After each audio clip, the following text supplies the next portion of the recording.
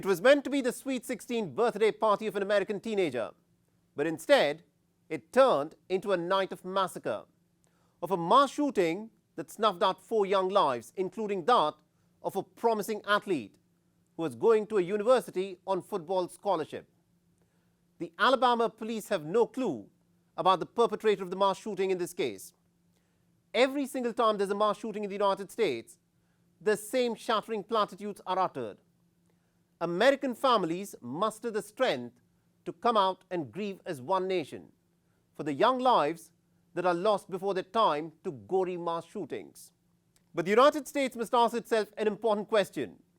For how long will it grieve for its children who are killed in incidents of gun terror? For how long will the United States continue to be a victim of its own addiction for buying and owning deadly guns?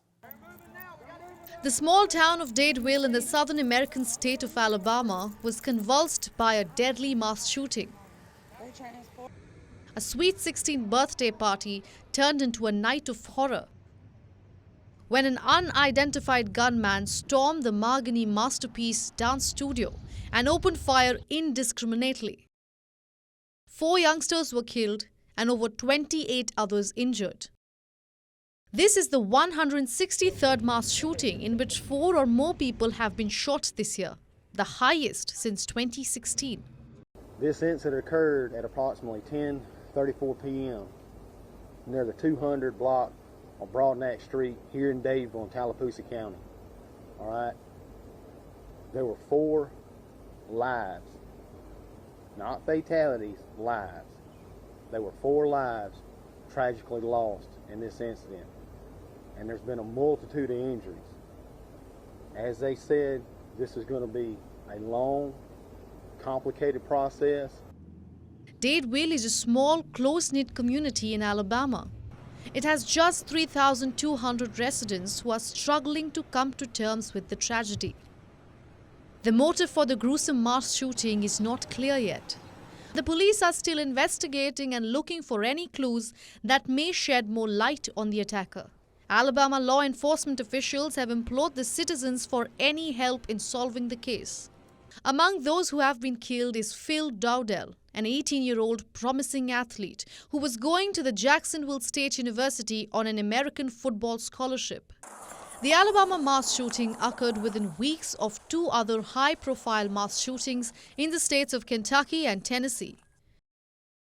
On the 10th of April, a bank employee shot dead 4 of its colleagues and injured 9 others at his workplace in Louisville, Kentucky.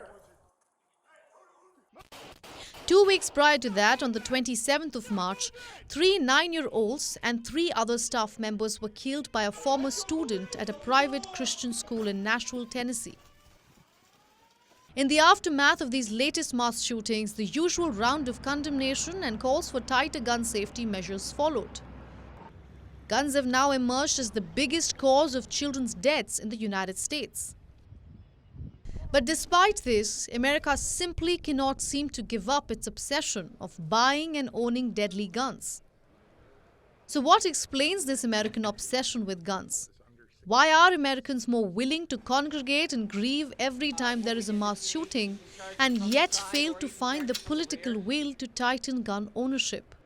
A nation of 330 million people has about 400 million guns. So guns outnumber people. And what this has done to the American society is that children are not safe at schools or elsewhere.